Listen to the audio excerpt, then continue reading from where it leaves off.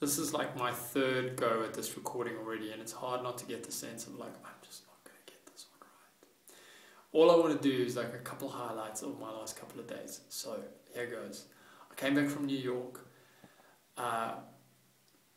and I drove down to Exeter with my friend James. Like, I just had the day, it was available, I made all the calls I wanted to make, or most of them, or a lot of them, and I got to walk the day in his shoes. And like, here's this 58-year-old guy going off to New York, getting off the plane, straight down on like a 9-hour drive to go do his work, gets back at like 11 o'clock or something. He still had to drive home. It was after midnight. I was like, whoa, man, that is impressive. That is impressive. And I'm often like giving people a hard time because they're not doing more and they're not like following their dreams. And like, come on, you can do it, you know.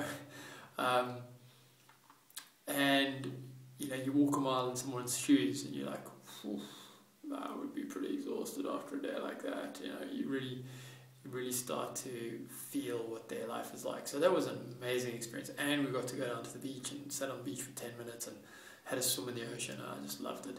New York was awesome. It was really, really compressed. I mean, I was like scrabbling around for the money to buy the ticket. Then I was scrabbling around for money to pay my rent. And I was expecting money in, and it got like kind of scrappy, and but like all my sort of pride and things about that like got activated. You know, I was an international lawyer. I should have this stuff like handled and waxed, and I don't.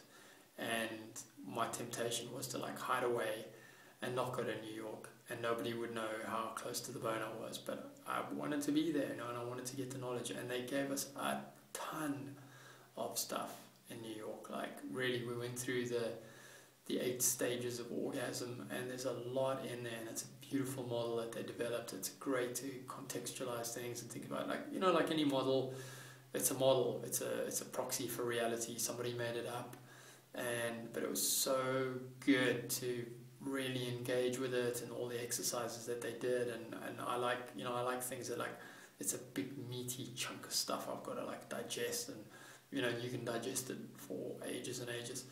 Then going back before that, the week before that, I had like an interesting conversation with someone where I've moved in, you know, to this house in Westminster, and I'm living with the One Test staff, and I have a pretty great life here, I really do. And what she said to me was like, well, look, you're getting more than you're giving here. So, you know, go and think, like, you're not fully in. Go and think about what it is that you're going to do. And think about it over the weekend and the immersion. And that just, like, kept on hitting me. It was like waves breaking over me, you know, like, that based on what I've been given, what am I giving back? Like, what am I putting into the system? Like, is this a fair exchange of energy? And it doesn't have to be. You know, you can take and not give back. Like, there's nothing inherently wrong with that. But it doesn't, if you're not comfortable with it, which I clearly wasn't, it doesn't feel right. It doesn't feel good for you. It doesn't feel good for the people around you.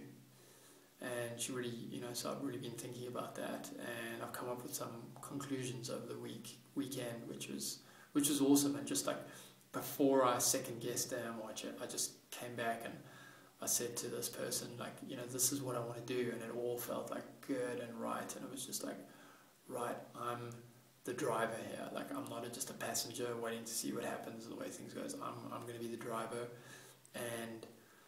but I don't have to know exactly how it's going to work out, and that feels amazing. And the week before, and then, you know, there was the weekend in Brighton. I made a couple of videos about that, and I'll post those. This is becoming a long post, and I'm glad that I did. And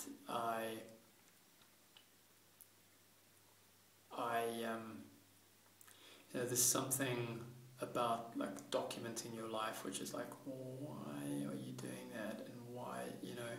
And people have been asking me that question. Like, some people love it. They're like, when's the next one coming? And then other people are like, what's going on there? Like, what are you doing? Like, why are you doing that?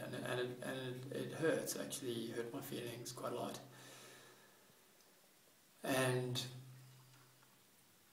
yeah, I think there's some way, where if you're going to do something, like, you have to go in there. It's like going out onto the football field. You're like, I am gonna win this game. Anything less, you're guaranteed to lose. If you go out and play Manchester United and you just entered the Premiership League and you go in there like, oh, is this gonna work out? I don't know about it. Yeah, you're gonna get a drubbing.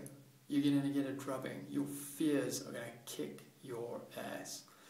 So you've got to like get right with where you are and then go for it and take adjustments, like be listening to what people are saying, but at the end of the day, that's like, if you're going to do something, you've just got to go for it. So thank you for watching this. It's been uncomfortable sharing it, but I also feel it's the right thing to do, and it's what I want to be doing.